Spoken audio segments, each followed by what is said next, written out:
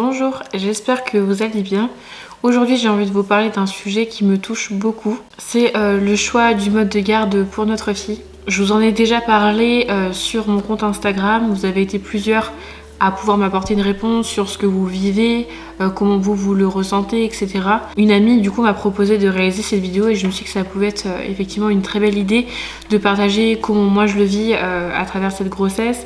Et peut-être qu'on pourra aussi échanger en commentaire sur comment chacun le vit, de pouvoir peut-être s'entraider, s'épauler par rapport à cette situation qui, pour le coup, moi, m'affecte énormément. En fait, même avant la naissance de ma fille, je ressens déjà du stress, mais aussi de la tristesse face à cette décision. Et donc, je me suis dit qu'il serait vraiment important de pouvoir partager mon ressenti.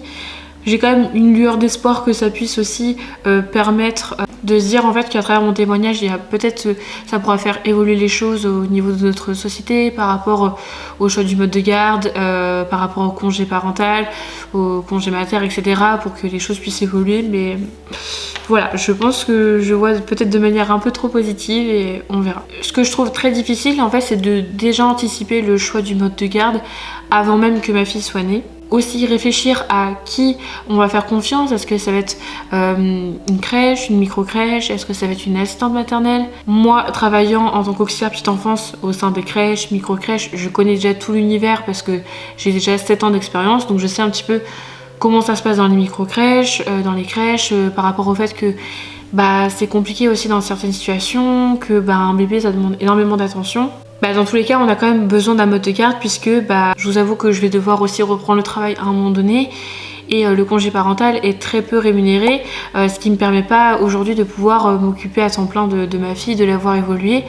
Et ce qui me rend triste aussi, c'est de savoir que c'est d'autres personnes qui vont la voir évoluer comme moi dans mon métier où je vois les enfants évoluer mais pas forcément leurs parents, et je trouve que ça c'est super dur.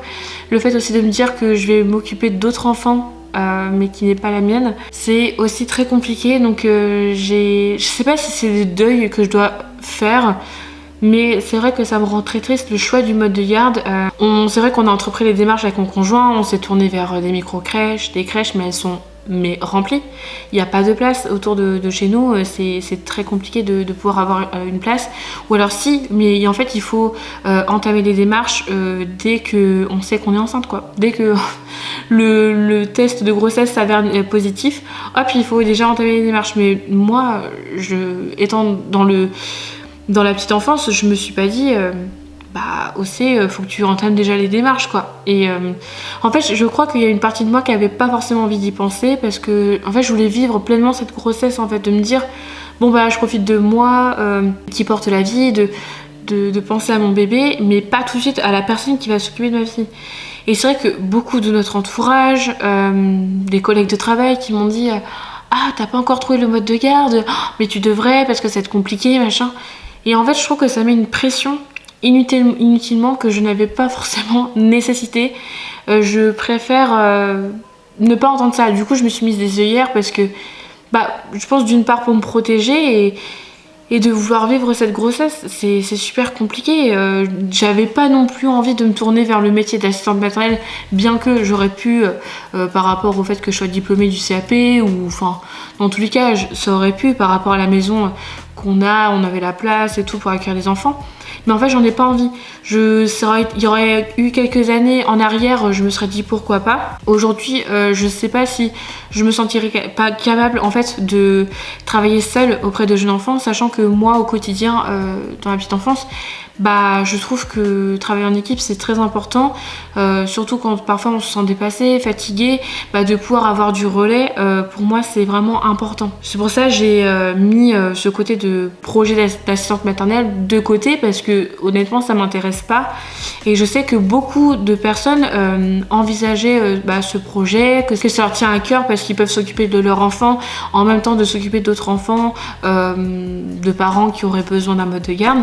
Mais voilà, moi en tout cas c'est pas du tout mon souhait actuellement. Moi ce que j'aurais souhaité à la rigueur, c'est d'être bien rémunérée, en fait être rémunérée au SMIC, comme je suis payée actuellement en fait en travaillant en crèche, mais en fait pour pouvoir garder ma fille à la maison, la voir évoluer, la voir aussi grandir, s'épanouir, la voir aussi sur ses premiers instants de vie, son premier mot, les premiers pas, les premiers 4 pattes, etc. Le fait de l'avoir se tourner, enfin voilà, ce sont des choses que j'aurais bien voulu en tant que maman vivre et je sais pas si mon conjoint lui ça lui aurait plu, j'en ai aucune idée, j'ai pas eu l'occasion de pouvoir en parler avec lui, mais je lui fais déjà part en fait de tout ce que je ressens en tant que maman et tout. Et c'est vrai que nous deux on n'a pas forcément la même vision des choses parce que bah je sais pas. Après vu que c'est encore flou peut-être pour lui parce que bah moi je sens que ma fille elle est là, elle est dans mon ventre, je la sens qu'elle est présente, mais peut-être que lui le ressent différemment parce qu'il porte pas le bébé et je pense que ça sera peut-être un peu plus concret quand elle sera présente, je sais pas trop. Mais c'est vrai qu'on ne partage pas forcément le même point de vue par rapport à ça.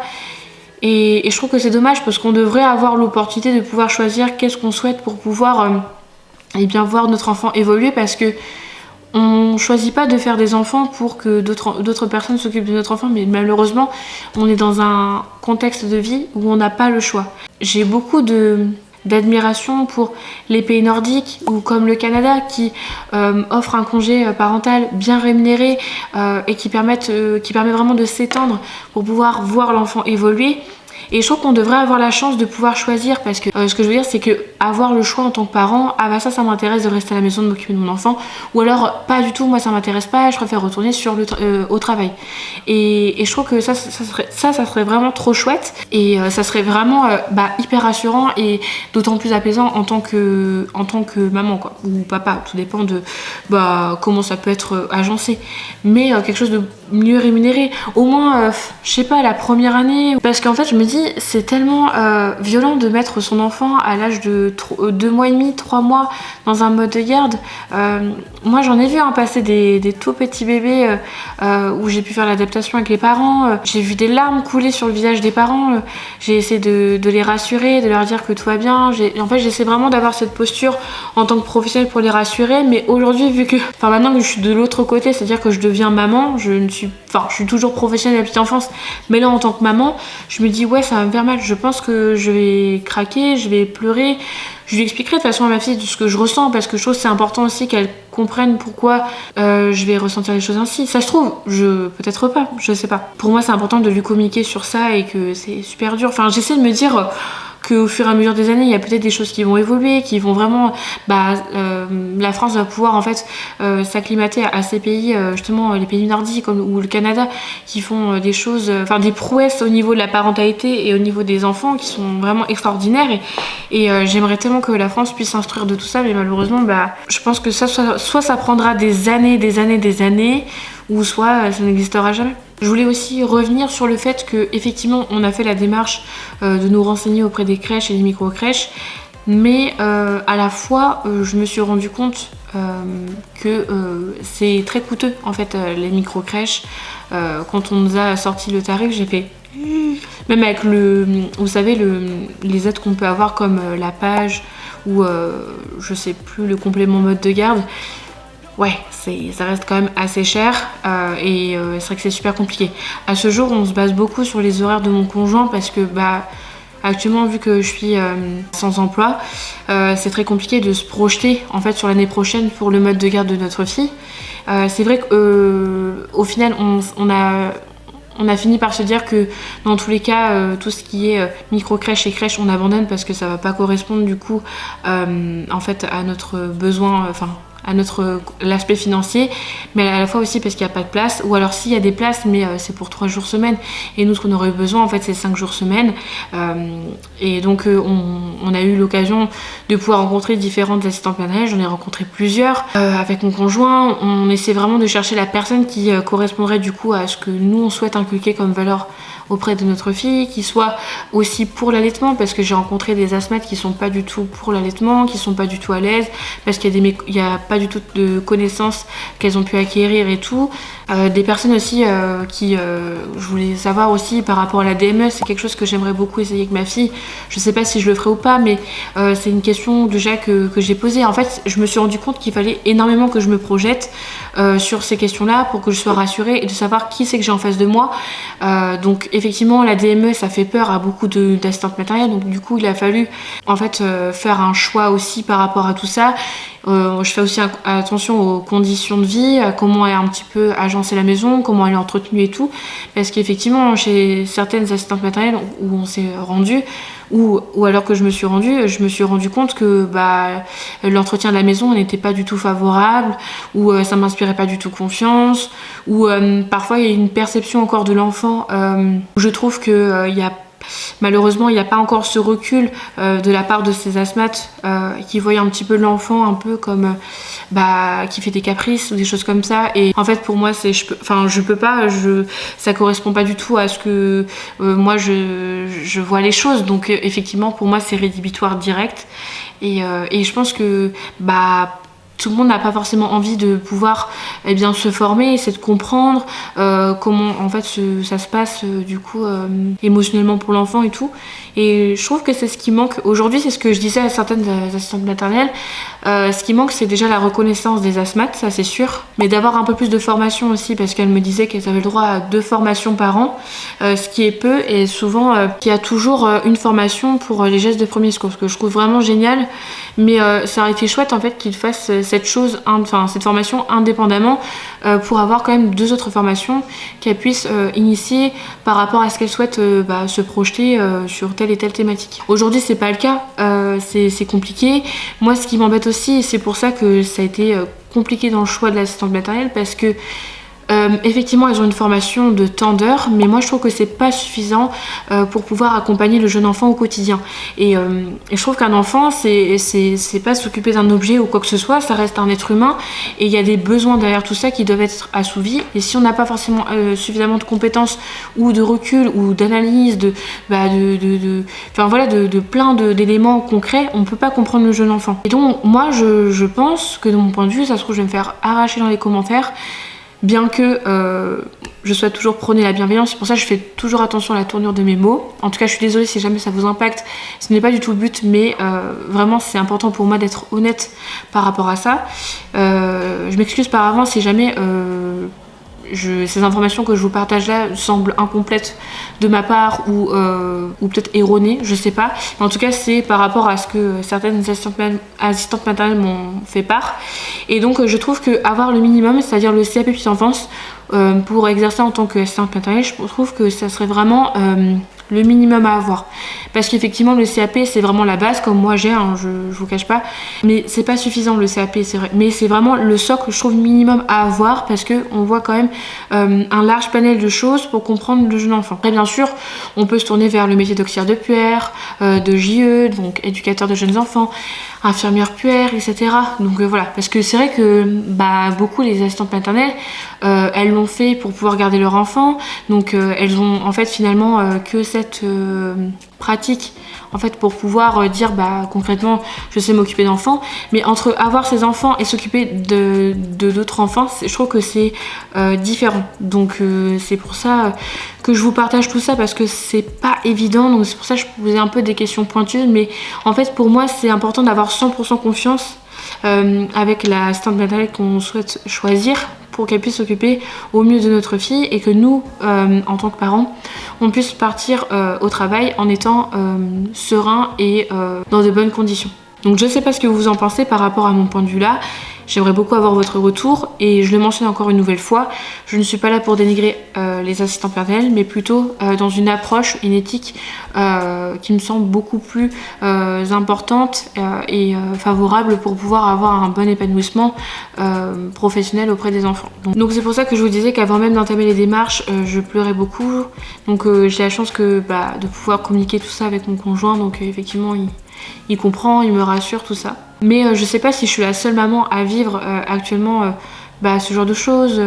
Je me dis, on n'en parle pas beaucoup de tout ça, et je me suis dit, j'ai envie des fois de briser les tabous ou juste des fois prendre ma caméra et de parler à cœur ouvert.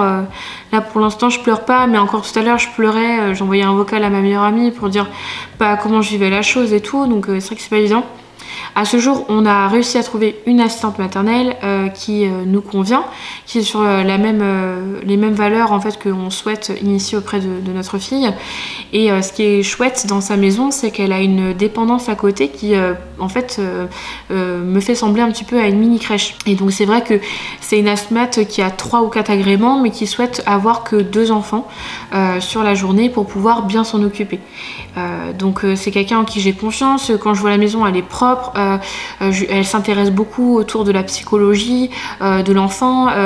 Je sais que là il y a peu elle me disait que ça l'intéressait beaucoup le langage signé. Moi qui suis formée, du coup je lui dis bah si vous voulez on pourra se partager des petits tips, des articles, des ouvrages et tout. Et c'est vrai qu'on a matché en fait comme ça, j'ai eu direct le coup de cœur et je me suis dit super, enfin vraiment c'est moi qui l'ai rencontré dans un premier temps et j'avais dit à mon conjoint je sens que c'est celle-ci où je me sens en confiance et honnêtement aujourd'hui ma fille elle serait déjà là, je sais que je lui ferai confiance, il n'y a aucun souci, je sais qu'elle sera une très bonne nounou pour notre fille et voilà vraiment aucun doute là-dessus. J'aime beaucoup en fait la salle, comment elle est aménagée, enfin quand elle m'a montré les lits, l'espace un peu cocooning où les enfants puissent explorer en fait sur le tapis, la motricité libre, tout ça, enfin bref, le gros coup de cœur quoi. Et donc ce matin on a été avec mon conjoint pour moi je puisse revoir l'assistante maternelle mais que lui aussi puisse la découvrir et en fait ça match très très bien, on se sent en confiance et c'est super chouette. Enfin j'ai beaucoup apprécié la façon dont on est reçu, la bienveillance, la douceur. C'est vraiment ce que je recherche aussi parce que j'aime bien les gens doux, j'aime bien les gens calmes, les gens posés, j'aime les gens un peu comme moi. Je pense que je cherche un petit peu la même personne que moi. Je sais que ça pourrait pas être le cas mais au moins sur certains aspects, ouais, ça me fait vraiment du bien. Ce qui est chouette aussi, c'est que son mari est bricoleur, donc il a vraiment tout agencé. Et à l'extérieur, dans le jardin, il y a un espace clôturé avec un jardin, avec une petite maison, des toboggans, etc. Et ça fait comme un mini parc et c'est super sécurisant en tant que parent de voir ça parce que c'est trop bien. Enfin, vraiment, j'étais trop contente.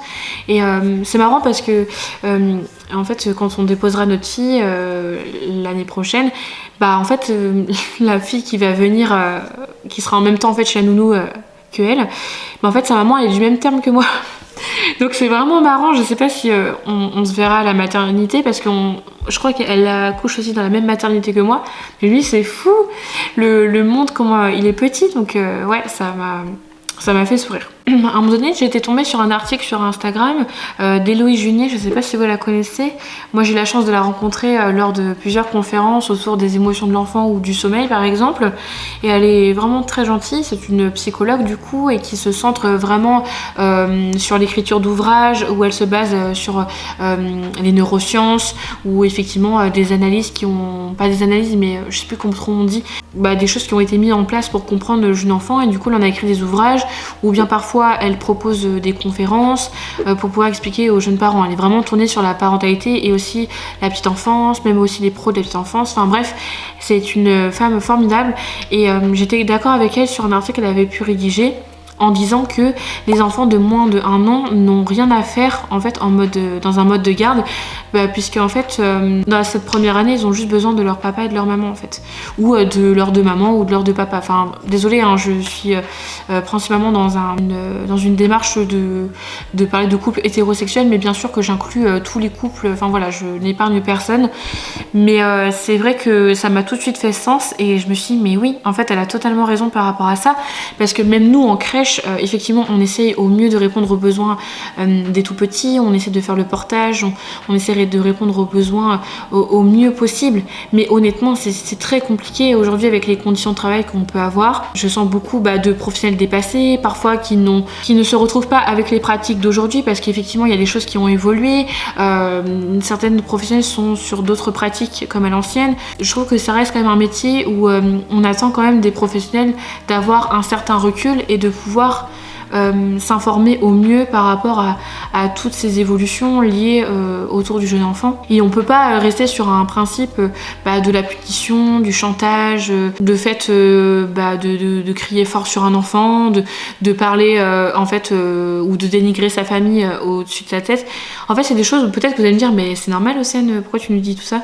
Mais en fait, ce sont des choses qui existent encore au sein des crèches et moi j'ai pu faire remonter ce genre d'informations notamment auprès de la direction. Vous allez me dire mais Océane t'es une balance. En fait non, parce que je pars du principe que les parents nous font confiance en fait quand ils nous laissent leur enfant dans un mode de garde et quand je vois comment les enfants sont...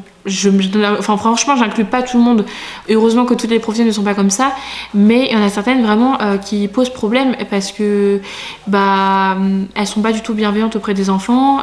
Des fois il y en a, elles viennent, c'est juste pour papoter avec les collègues et puis c'est tout.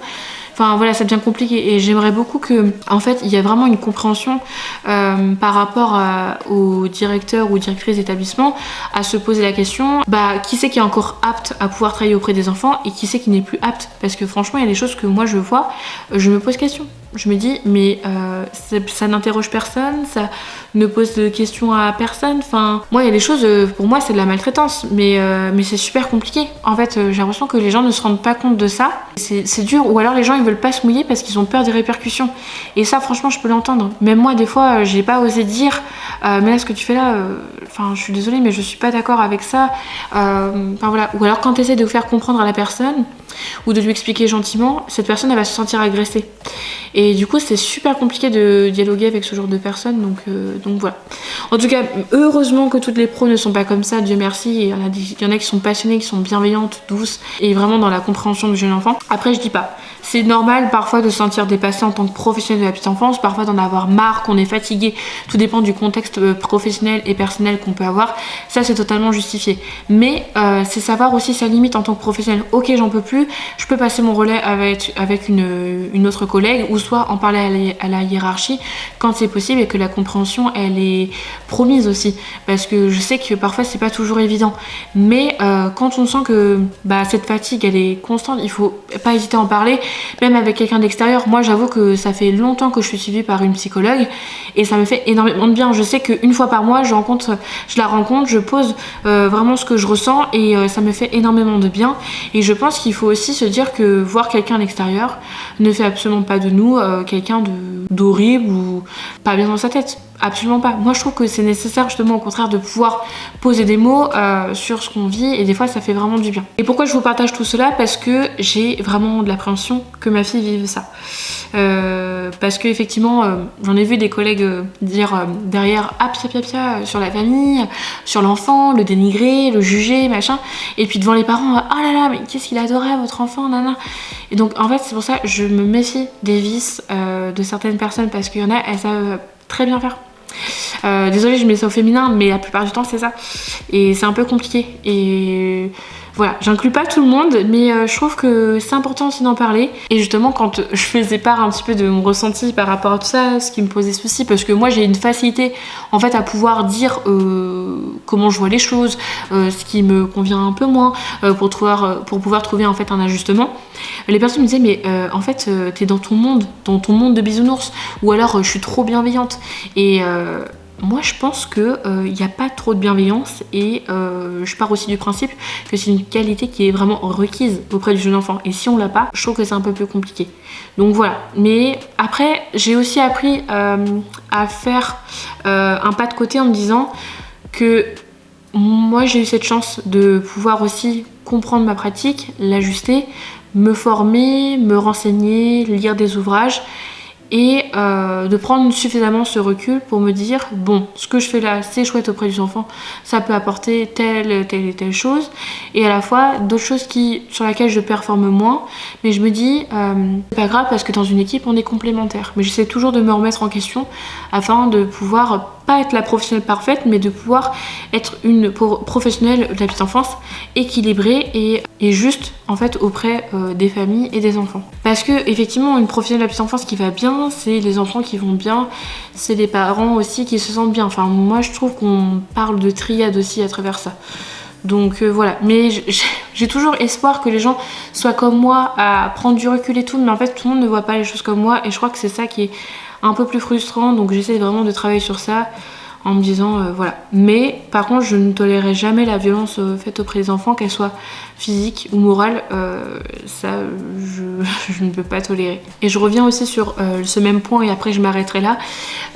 Quand les professionnels ou évoquaient en fait leur jugement ou bien leurs pensées par rapport à ce qu'elles traversent au-dessus de la tête du jeune enfant et qui concerne la famille de l'enfant. Je trouve que effectivement on a le droit de ressentir. On peut être en colère vis-à-vis d'un parent, dans l'incompréhension, on a le droit de sentir une émotion nous traverser et ça c'est totalement justifié. La chose à laquelle je suis moins à l'aise, c'est quand les choses sont dites au-dessus de la tête de l'enfant. On avait pensé il y a déjà tant d'années que l'enfant ne pouvait rien ressentir. Aujourd'hui les neurosciences nous le prouvent que c'est pas la bonne façon de pouvoir parler au-dessus de la tête de l'enfant.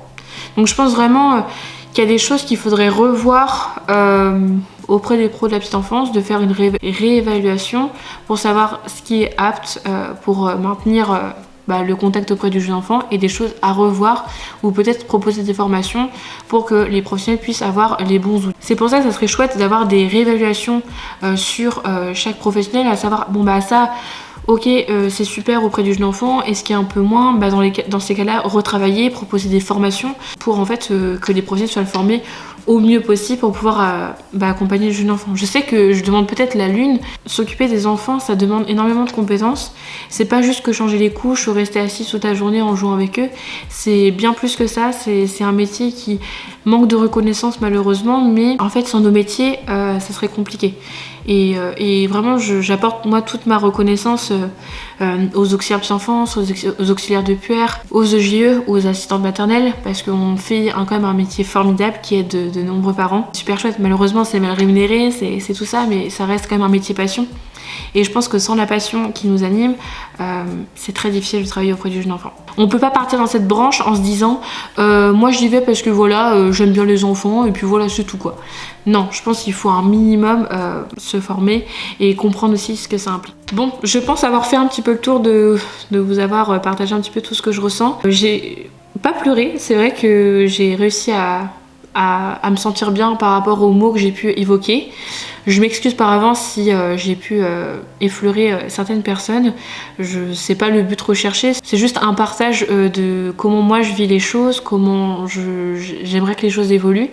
Et on peut avoir des avis qui diffèrent, bien sûr on peut échanger, mais tout en étant bienveillant et à l'écoute de chacun. On a le droit d'avoir des avis complètement différents, ça c'est totalement justifié. Voilà, en tout cas je voudrais savoir, vous, comment vous avez vécu le choix du mode de garde, comment ça a été pour vous, est-ce que ça a été difficile, est-ce que ça a été facile, si vous avez des conseils, un partage d'expérience, bref, vous pouvez écrire tout ça dans les commentaires, je serais vraiment ravie de vous lire comme à chaque fois. Et puis si vous êtes dans les démarches, je vous souhaite bon courage. J'espère que vous trouverez vraiment la structure ou bien la personne en qui vous avez confiance. Et surtout, prenez bien soin de vous. Je sais que si vous effectuez cette démarche pendant votre grossesse en même temps que moi, je vous souhaite plein de courage. Si vous avez besoin d'échanger, vous pouvez m'envoyer un petit message par message privé ou soit vous pouvez me laisser un petit commentaire ou alors si vous voulez je propose aussi des visioconférences gratuites sur le soutien émotionnel, donc si jamais vous avez besoin, je suis formée en tant qu'accompagnante postnatale, donc j'ai déjà reçu de nombreux parents par rapport à ça, donc n'hésitez pas à venir vers moi et puis je serai ravie de pouvoir échanger avec vous. Merci pour votre écoute et puis je vous dis à très bientôt, prenez soin de vous.